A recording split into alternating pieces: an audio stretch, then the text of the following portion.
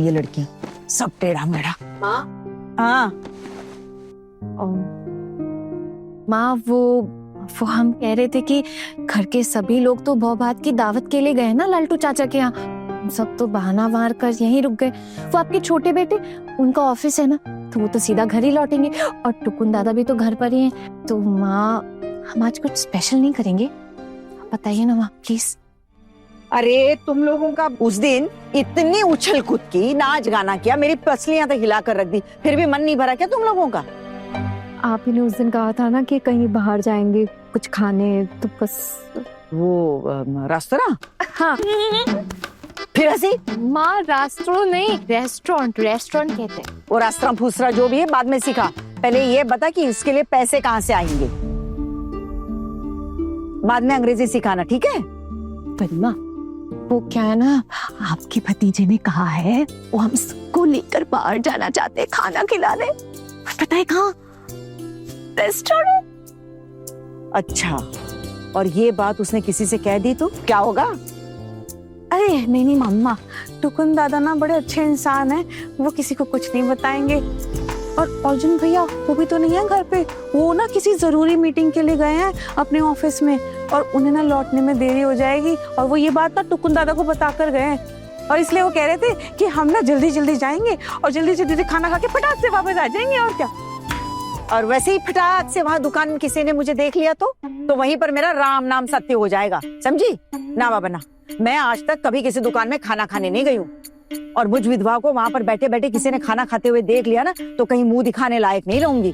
पता है समाज क्या कहेगा, लोग क्या कहेंगे, और तुम तो जानती हो हमारा समाज कैसा है। माँ मैंने सोच लिया हम कैसे जाएंगे वहाँ। आपकी टेंशन का सलूशन है मेरे पास। ये अचानक तूने क्या सोच लिया? तेरा दिमाग ना हमेशा पीटी उषा की तरह दौड़ता रहता है। बता क्या सोचा है? माँ हम ना फेस बदल कर जाएंगे। क्या बदल कर जाएंगे? अरे माँ फेस बदल कर जाएंगे ताकि हमें कोई पहचान ना सके। अब मोहल्ले में निकलेंगे तुम लोग तो 10 सवाल पूछेंगे ना हमसे कि हम सब एक साथ कहाँ जा रहे हैं। इन सब चीजों में क्या पढ़ना माँ। और माँ इस पर ना हम टेम्पो में नहीं जाएंगे। टुकुन दादा ने कहा है कि वो तुम सबके लिए ना एक नई गाड़ी बुक करेंगे जिससे हम आ जाएंगे। ना बाबा ना ना ना ना ना। एक तो वो इतने लोगों को खाना खिलाएगा और ऊपर से गाड़ी अलग। नहीं नहीं नहीं नहीं, ये सब मुझसे नहीं होगा। अरे माँ ज्यादा पैसे खर्च नहीं होंगे, और वो रेस्टोरेंट भी तो पास में ही है ना, वहाँ कितना ही खर्चा हो जाएगा। और आप बिल्कुल चिंता मत कीजिए, सब हो जाएगा, सब हो जाएगा। हाँ माँ चलिए ना प्लीज प्लीज। वैसे जाने की तो मेरी भी बहुत इच्छा होती है। अरे कई बार टीवी में देखा है, हमेशा ऐसा लगता है कि कहीं दुकान में जाके खाना खाएंगे। काश मैं भी अपनी मर्जी से अपनी खुशियां मना पाती, अपनी मर्जी से अपनी जिंदगी जी पाती, अपने शौक पूरे कर सकती। लेकिन देखना किस्मत कैसी है। शादी भी ऐसी जगह हुई जहां पर शादी के बाद बहुओं को खूंटे से बांध दिया गया।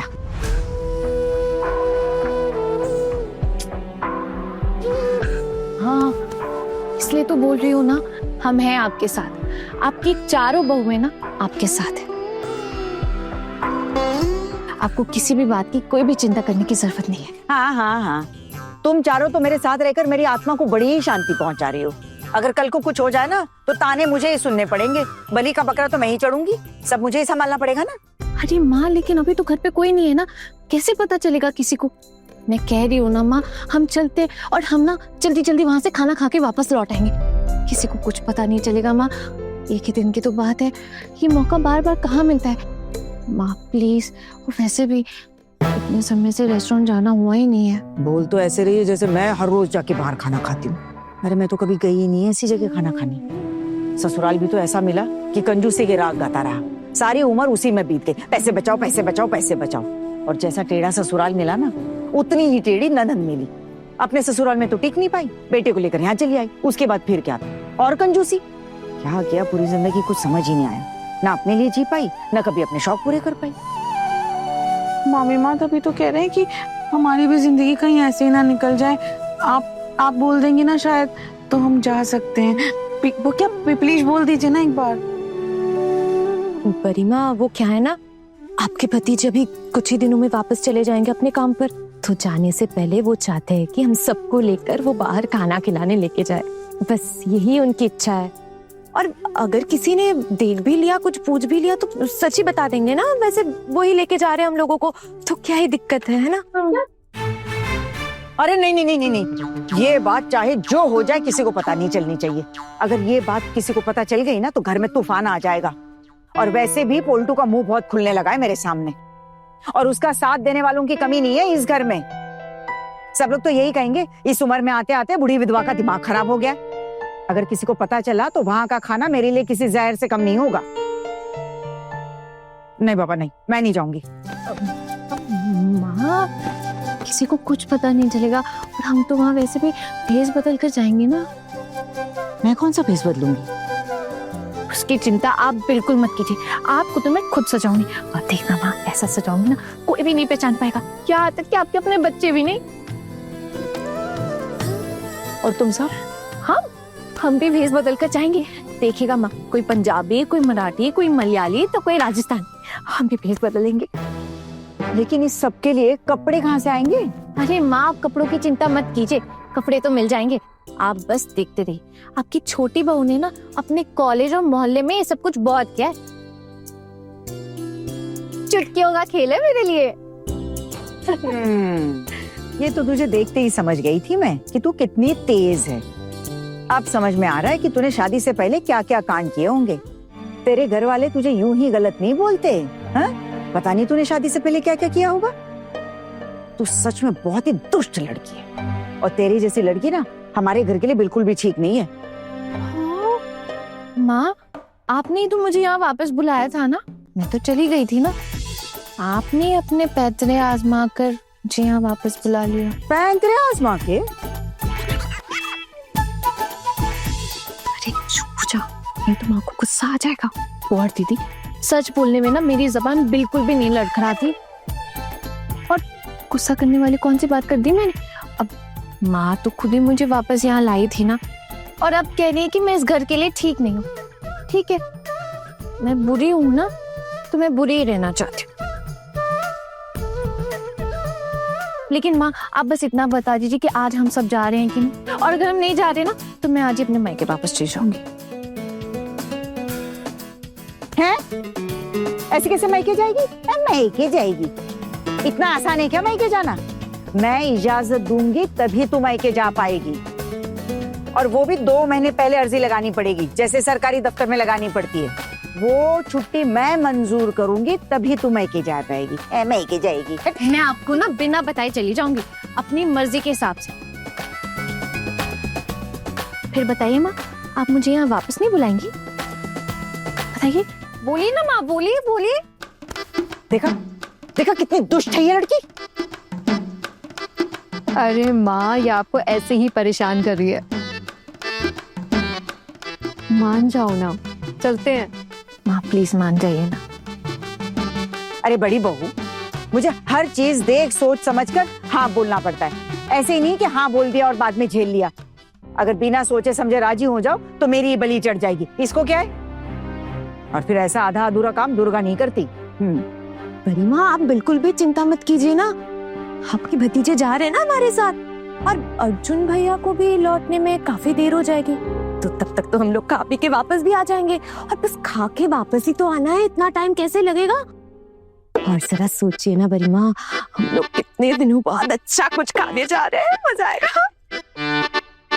अरे लेकिन इस सब में ना टुकुन के बहुत पैसे बर्बाद हो जाएंगे।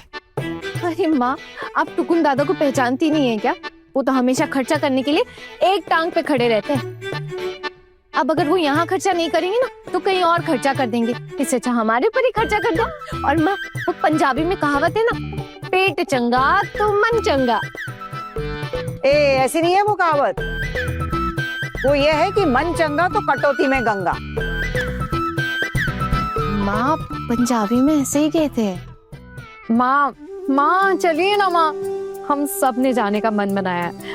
अब आप नहीं जाएंगी ना तो हम में से कोई भी नहीं जाएगा, है ना? कोई नहीं जाएगा ना? एक काम करो, तुम सब चली जाओ, मुझे रहने दो। वाह माँ वाह, अब आप भाव खा रही है ना, ठीक है कोई बात नहीं, मत चलिए, हम भी नहीं जाएंगे। नहीं जाएंगे, ठीक है। तुम सब देख रही हो अपनी सासू माँ के साथ कैसी बातें करती है ये। तो माँ आपको कब से मना रहे हैं, आप मान क्यों नहीं रही हैं? चलिए ना। वैसे ना मामी माँ, आपके अंदर ना दया भाव बचा ही नहीं है। बहुत ही ऐसे रूखी रूखी सी हो गई हैं आप। इतनी देर से कह रहे हैं आपको कि मान जाइए, आप मान ही नहीं रही। अगर आप नहीं गई ना तो टुकुन दादा लेके नहीं जाएंगे हम में से किसी को भी।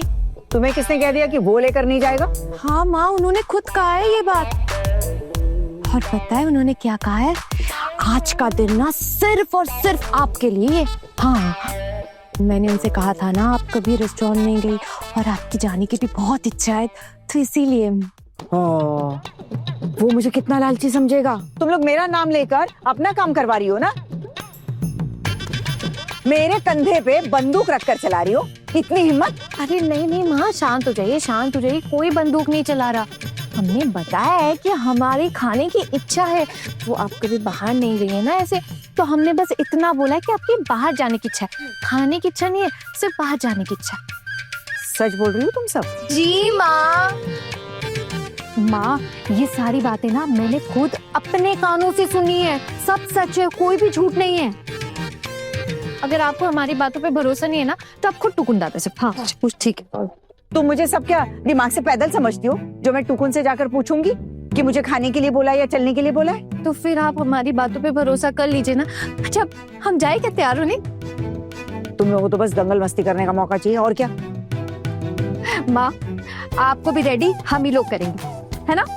और हाँ, टुकुन दादा ने कहा आधे घंटे में निकलना है, जल्दी करो। हाँ माँ, वो हमारे मोहल्ले में ना कोई ड्रामा कंपनी, टुकुन दादा हम सब के लिए ना वहीं से ड्रेसेस ला रहे, वहीं पहन के जाएंगे। तुम सबके दिमाग पर तो वैज्ञानिकों को खोज करनी चाहिए। पता नहीं कहाँ कहाँ से तरकीबें ढूंढ निकालती हो। जाओ, जाकर ले आओ कपड़े। अब और कोई चारा तो बचा नहीं है। आदेश है छोटी बहू का।